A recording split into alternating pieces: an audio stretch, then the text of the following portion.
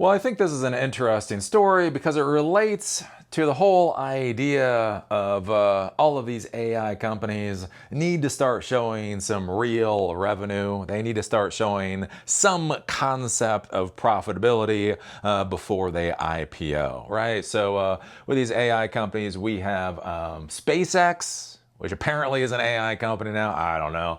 They're going to be trying to IPO at $1.75 trillion. So in order to try to goose their books, apparently Elon Musk is forcing the bankers and anybody attached to the IPO to buy Grok. So Grok is xAI's AI product. So basically, if you want to be part of a $1.75 trillion IPO, you have to purchase the subscription to Grok, which is, curious. Right, we see this with OpenAI. They currently got an $855 billion valuation after securing $122 billion in funding. And so we now see OpenAI is trying to scale back on things. They just got rid of Sora, right? So Sora was their generative video product that, was what it was, but basically it was burning cash. And so they got rid of that, most likely, again, to try to make their numbers look good. And so what's interesting here is it appears that Anthropic is going down the exact same route. So one of the big claims to fame for Anthropic over the past couple of months is your ability to integrate OpenClaw or ClaudeBot or Moltbot or whatever the fuck you want to call it into Anthropic's Claude, right? So basically, OpenClaw is this agentic framework, and the idea is you can just give it access to your life. You can YOLO, in the AI world, and it will go and it will make decisions, right? You can give it access to your email accounts, and you give it root access to your computer and all that kind of stuff. And basically, you give it some instructions, and it will go, and apparently it will manage your life. Well, the thing is, with OpenClaw, that's just a framework. It actually needs some artificial intelligence, some LLM to run it. And so basically what people have been doing is they've been connecting OpenClaw into Anthropic's Claude to give it the intelligence. The thing is, that burns a lot of money. That burns a lot of tokens, right? So every time something comes in for OpenClaw to try to figure out, to try to parse, to read, that's going to burn LLM tokens. And then when OpenClaw is making that decision, that's going to burn tokens on Claude. And especially with some of these OpenClaw implementations that have been put out there, they can burn a hell of a lot of tokens. And so what's curious now is it appears that Anthropic doesn't like the cost for this too much. So this is on Hacker News, and this has come out from Anthropic itself, starting April 4th. So I think that was a couple of days ago at 12 p.m. You'll no longer be able to use Claude subscription limits for third-party harnesses, including OpenClaw. So I guess a harness now is like an integration. This is one of the big problems we get to in the technology world. They always come up with new words. What's a fucking harness? I think it's just an integration, right? Including OpenClaw. You can still use them with your Claude account, but they will require extra usage, a pay-as-you-go option billed separately from your subscription. Your subscription still covers all Claude products, including Claude Code and Claude Cowork. To keep using third-party harnesses with your Claude login, turn on extra usage for your account. This will be enforced April 4th, starting with OpenClaw, but this policy applies to all third-party harnesses and will be rolled out to more shortly. To make the transition easier, we're offering a one-time credit for extra usage equal to your monthly subscription price. Redeem your credit by April 17th. We're also introducing discounts when you pre-purchase bundles of extra usage, up to 30%. We've been working to manage demand across the board, but these tools put an outsized strain on our systems. Capacity is a resource we manage carefully, and we need to prioritize our customers using our core products. You will receive another email from us tomorrow where you'll have the ability to refund your subscription if you prefer. So basically, this really cool, fancy product, this fancy tool that's making Anthropic Claude useful for a lot of people is too fucking expensive for Anthropic to actually provide. And I think what we're starting to see now is we are getting to the phase in all of these tech boom cycles where these businesses actually have to start showing viability. It's not really even revenue or profit per se, it's viability. Like, can this damn thing survive? And what they're realizing is that they're just burning so much cash providing the service that they're just functionally not viable. And this is one of the things to be very, very concerned about, right? When you're building out your infrastructure, when you're building out your architecture, one of the problems that you're going to run into is as we hit this viability wall for some of these AI companies, the rules are going to start changing. And they are going to start changing incredibly quickly. Like when that went out, as far as I know, that email went out and it was like for the next day or something, right? You got this notice and you had like 24 hours to figure out what the fuck to do. And that's going to be the big problem is, right, these companies are hitting this viability wall, right? Investors want to see viability, right? The hype cycle for AI has just gone to idiotic proportions, just gone to the stratosphere. So now the investors actually want to see, okay, how are you actually going to become a successful company? At the exact same time, these companies are just burning so much cash, right? It is just absolutely ridiculous. Again, when you think about OpenAI, one contract with OpenAI is for Oracle for $300 billion. It's $300 billion over 5 years, which means OpenAI is going to burn $60 billion a year just with Oracle. It's not $60 billion that's their turnkey expense. No, it's $60 billion just with one vendor, right? They're just burning so much cash. And so they've got to get that shit under control. But the problem they run into with a lot of these products and these companies is what happens when the reason people are purchasing your product is to get access to this thing that you're now starting to restrict access to.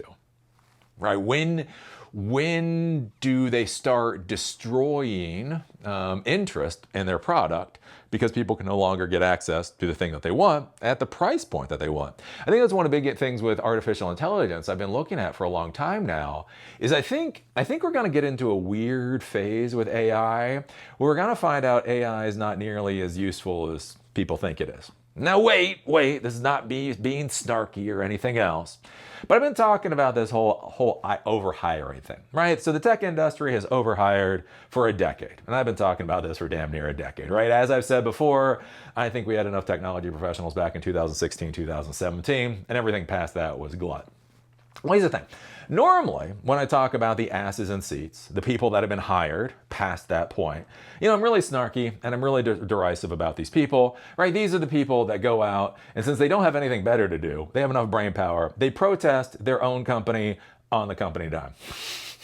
Like while they are literally at the office getting paid by the company, they use the company printer to print out flyers to protest against the company, and then they go outside and protest against the company, right? I talk about those people, right?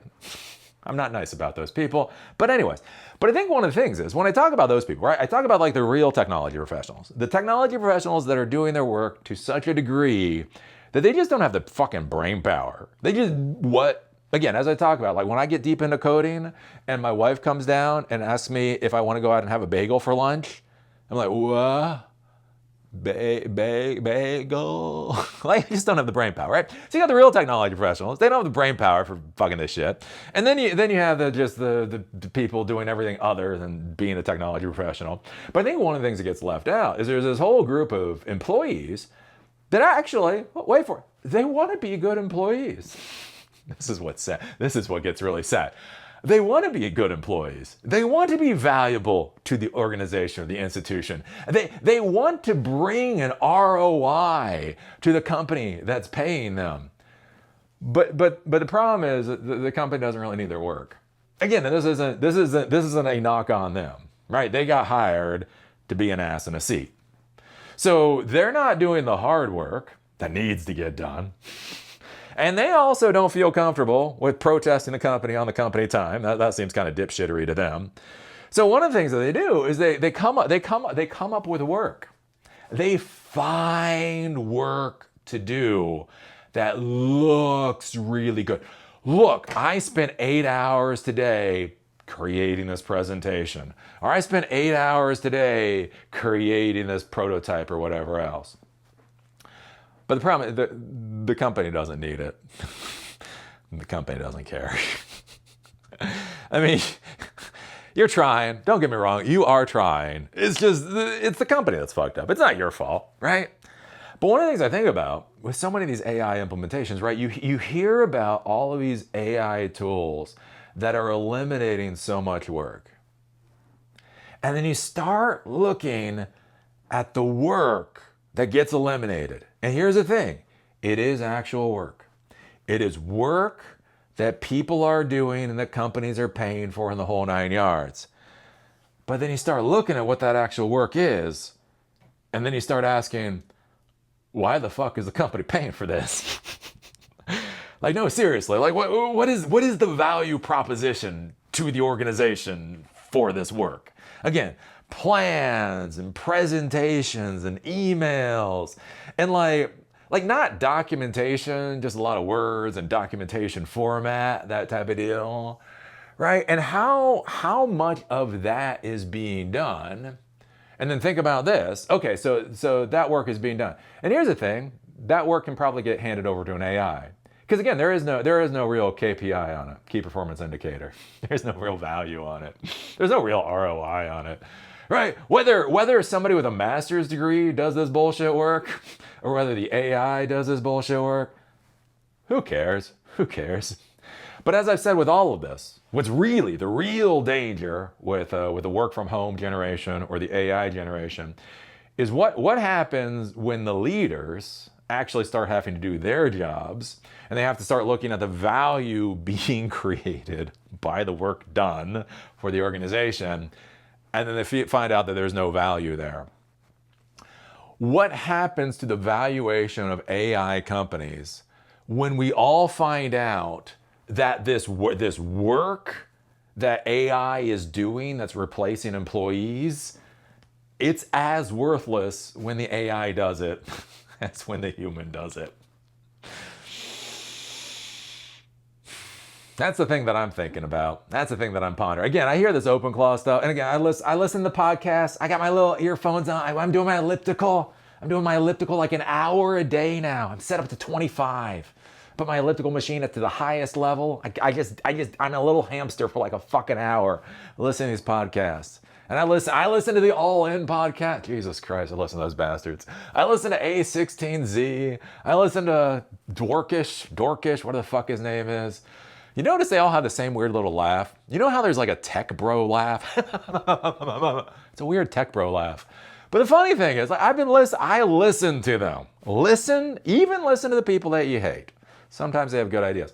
I think one of the interesting things is when I listen to them, and I listen to like OpenClaw implementations and all this stuff, the thing that goes through my mind is like, is that work actually valuable? Like, that's an interesting implementation. It's curious what you can do with it. But is the output actually valuable for the organization? Does that output actually bring your organization money? I highly question that. So anyways, I don't know. We're going to see what happens. So the things that I would take away from this is, one, be careful of these AI companies in the 2026, because they are going to start pulling back on what they allow you to do. Again, this happens with every fucking boom cycle in the tech world. You just hit this this point where they have to make sure that the company is viable, and so they start pulling stuff back. So one, basically think about everything that you have and that you're buying. What happens if they start pulling back what you have access to, or start increasing the price dramatically? Again, look at Broadcom. Look at Broadcom with VMware. Fuck me, that's the real world. Anyways, so think about that. And then also think about, like, with this artificial intelligence, are you building systems to replace employees that are doing worthless work? Do you really need to build a whole AI architecture to replace employees that are doing worthless work? Or do you just need to replace or eliminate the employees and be done with it? Something to think about. So anyways, what do you think about this? What do you think about Claude or Anthropic basically killing access for harnesses for OpenClaw or whatever else? You're going to have to spend a lot more money. What do you think about all this kind of stuff? Put your thoughts down below. And with that, see y'all later.